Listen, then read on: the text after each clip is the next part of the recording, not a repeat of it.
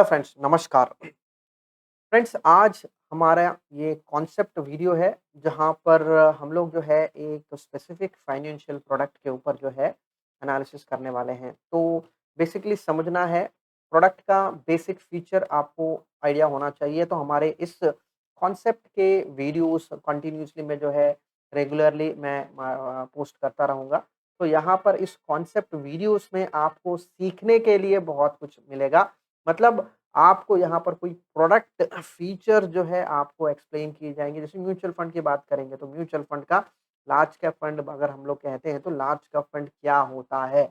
उस तरीके की चीज़ों को हम लोग बात करेंगे। जैसे या फिर अगर हेल्थ इंश्योरेंस की बात करेंगे तो फैमिली फ्लोटर क्या होता है? तो फैमिली फ्लोटर में क्या-क्या चीज़ें कवर होती है? क्या उसको फैमिली फ्लोटर क्यों कहा जाता है?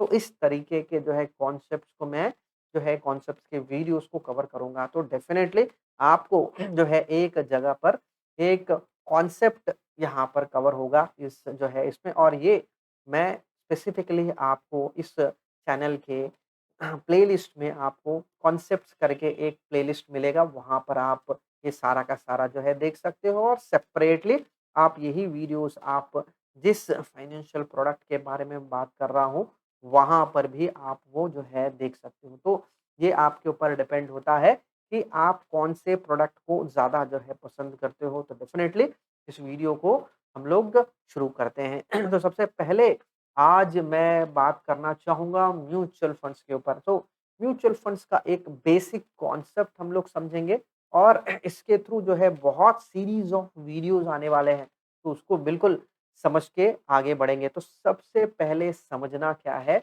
म्यूचुअल फंड्स जैसे नाम पता है, म्यूचुअल मतलब आप और मैं सब मिलके एक जगह पर पैसे इकट्ठा करते हैं और उस अमाउंट को मार्केट में इन्वेस्टमेंट किया जाता है। तो यहाँ पर एक स्ट्रक्चर्ड तरीके से मार्केट प्रोडक्ट को डिज़ाइन किया गया है। कोई स्टार्ट करता है, कोई उसको जो है इसकी देख-रेख करता है, कोई इसको मार्केट करता है या मैनेज करता है।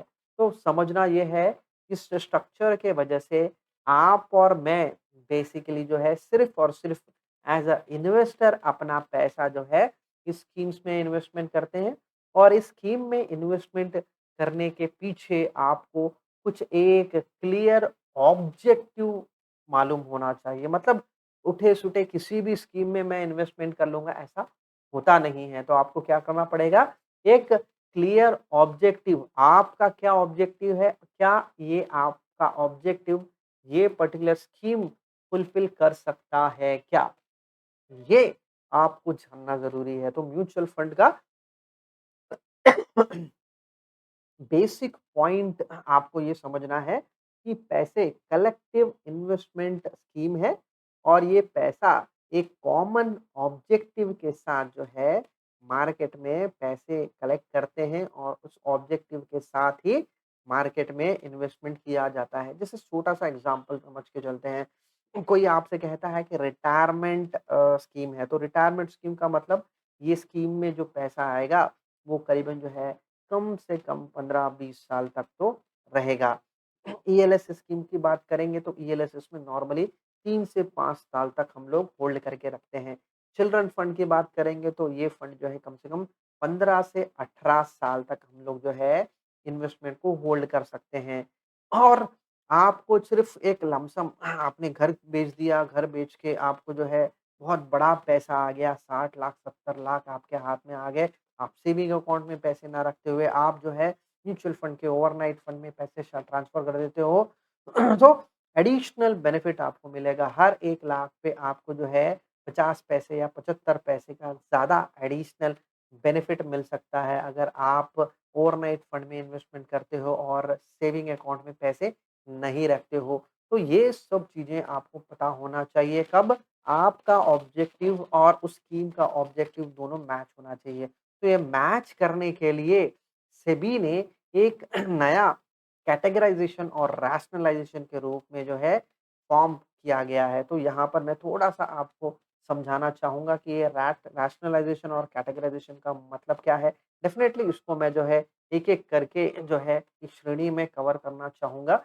बट यहाँ पर अभी जो हम लोग समझना चाहेंगे कि इस तरीके के ऑब्जेक्टिव्स को समझना आपको आसान होना चाहिए और जो बेच रहा है उसको भी आसान होना चाहिए और जो स्ट्रक्चर उस प्रोडक्ट को बना रहा है उसको भी एक क्लैरिटी होना चाहिए। तो इस क्लैरिटी को बनाने के लिए सेबी के तरफ से एक रैशनलाइज़ेशन और कैटेगराइज़ेशन के हिसाब से बनाया गया। तो यहाँ पर इस चीज़ में हुआ क्या है, इक्विटी स्कीम्स में अलग-अलग कैटेगरीज़ के नाम से फंड्स हैं। डेट में अलग-अलग कैटेगरीज़ के नाम से फंड है। हाइब्रिड में इक्विटी और डेट, इक्विटी कितना पोर्शन होना चाहिए, डेट कितना पोर्शन होना चाहिए, तो इसका बैलेंस किस तरह से मेंटेन होना चाहिए, ये आपको हाइब्रिड फंड्स में आपको मिलेगा। इसके बाद सॉल्यूशन ओरिएंटेड स्कीम्स, जैसे मैं आपको कह रहा था कि चिल्ड्रन फंड्स है और साथ ही साथ रिटायरमेंट फंड्स है और अदर फंड्स जैसे इंडेक्स फंड की बात करो, फंड ऑफ फंड की बात करो, इंडिया से बाहर इन्वेस्टमेंट हम लोग कर सकते हैं स्कीम्स में। तो ये सब चीज़ें जो है कैटेगराइजेशन के रूप में इनको स्ट्रक्चर किया गया। मतलब अगर कोई आपसे कहता है कि लार्ज कैप फंड, तो लार्ज कैप फंड में होता क्या है?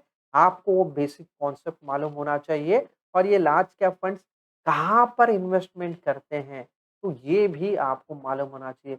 तो इस कैटेगराइज़ेशन ने उस चीज़ को बहुत ही आसान बना दिया। तो अगर आप इसके बाद कभी सुनते हो कि लार्ज कैप या ब्लू चिप फंड, तो आपको बिल्कुल समझ में आना चाहिए कि इंडिया के शुरुआत के 100 कंपनीज़ में ही ये इन्वेस्टमेंट होने वाला है।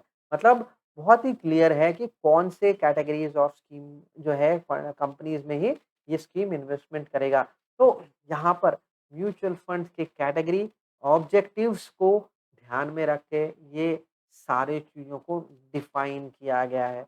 मतलब यहाँ पर समझना है कि म्यूचुअल फंड आपका पैसा मार्केट में इन्वेस्टमेंट कर रहा है एक कॉमन ऑब्जेक्टिव के साथ और वो ऑब्जेक्टिव किस कैटेगरी के साथ कनेक्ट होता है, ये सारी चीज़ जो है अभी बहुत ही क्लियर तरीके से ये बाहर आए हैं। 2018 में ये चीज़ को लागू किया गया और डेफ़िनेटली वो धीरे-धीरे जो है प्रोडक्ट क्लैरिटी मार्केट में बहुत ज़्यादा दे रहा है। तो इससे हुआ क्या है कि कॉमन चीज़ें हो रही है मतलब आपको एज़ अ इन्वेस्टर क्लैरिटी मिल रहा है कि लार्ज कैप फंड क्या है, मिड कैप फंड क्या है, इंडेक्स फंड क्या है।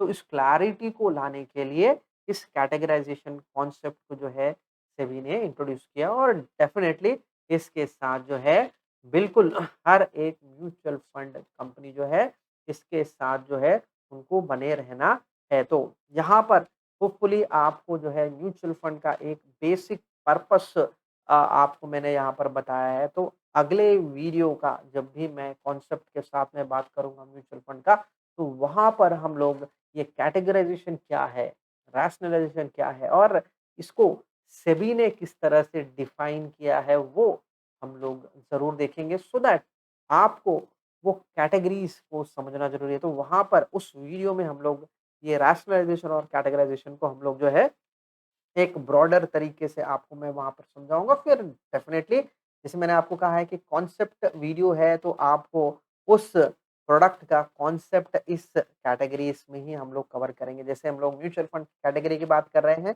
उसी तरीके से हम लोग हमारे प्लेलिस्ट में ये कॉन्सेप्ट कैटेगरी को हम लोगों ने अलग से बना के रखा है क्योंकि आपको फाइनेंशियल प्रोडक्ट्स के बेसिक फीचर्स को पहले समझना ज़रूरी है, फिर उसके बाद उसी कैटेगरीज़ में मार्केट में जो भी प्रोडक्ट अवेलेबल है, उसको समझने में आपको ज़्यादा दिक्कत नहीं रहेगा। तो होपफुली फ्रेंड्स ये जो इनिशिएटिव मैं ले रहा हूँ, तो डेफ़िनेटली आप इसको जो है पसंद करोगे और जितना हो सकता है आपके व्यूज़ ज़रूर शेयर कीजिएगा इस वीडियो के नीचे, सो दैट मुझे पता चलेगा कि मेरा टाइम एंड एफर्ट मैं जो ले रहा हूँ आपको ये चीज़ बताने के लिए तो वो सही तरह से सही डायरेक्शन में वो जा रहा है। ठीक है friends, thank you very much.